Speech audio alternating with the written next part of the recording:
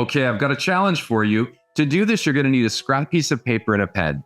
Okay, so if you need to press pause, press it now. You need a scrap piece of paper and a pen, nothing else. You can't use your phone or your computer to cheat or help you out. Now, once you have your scrap piece of paper and a pen, in a moment, I'm going to give you 30 seconds. When I say go, you'll have 30 seconds. And all I want you to do is write down on that piece of paper everything you can remember about yesterday.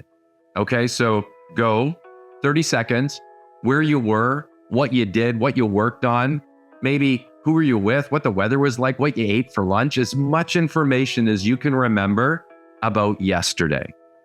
Okay, we're down to 15 seconds. I want you to fill that page up.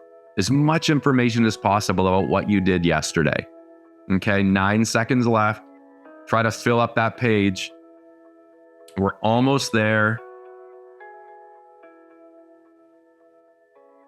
All right, time's up. So great job.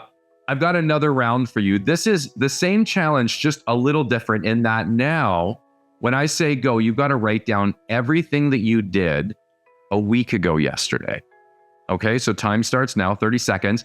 Again, a week ago yesterday, where were you?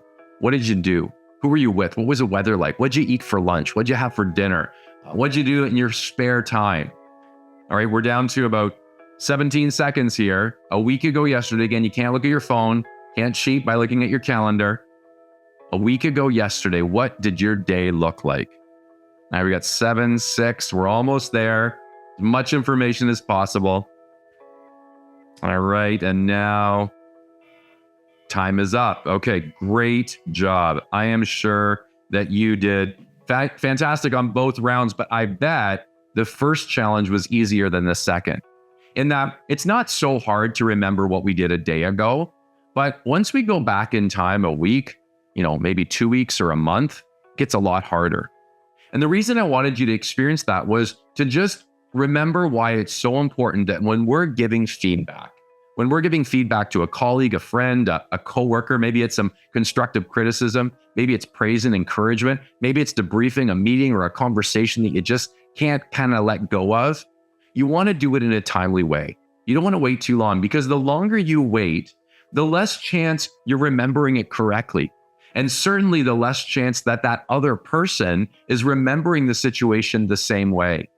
The other thing is when we wait long to give feedback, sometimes we go to people to debrief something or to talk about a situation, and they're thinking, you waited this long? You've been thinking about it this long?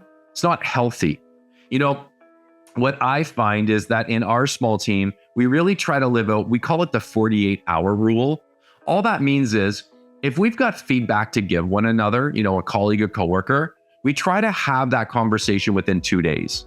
Now, it gives us a bit of a deadline. So I know if I'm struggling with something, if I know I need to have a difficult conversation, I'm ruminating about something, I've got to have that conversation within 2 days, or I've got to let it go, because it's not fair for me to hold on to something and not have the conversation. Now, for some of our team members, it's a deadline. I know for me, it's often a little bit of an opportunity even to slow down, because I want to give feedback. I want to have that feedback conversation in the moment. And that's not always wise. In the moment, sometimes my emotions are a little bit stronger than my logic and reason. So the 48-hour rule reminds me, hey, I can have that conversation after lunch. And you know what? Often after lunch, I feel very different about the situation. It's not near as big of a deal in my mind. So definitely create a feedback culture. The research is crystal clear. Teams that give and receive feedback, not just every now and then at performance reviews, but day in, day out, their effectiveness goes up. Relationships where giving and receiving feedback is normal, those are relationships where trust exists, where there's psychological safety. But if you're going to create a feedback culture, make sure that you embrace your version of what we call the 48-hour rule. Make sure feedback is done in a timely way. And when that happens, you'll see your team and your relationship effectiveness go through the roof.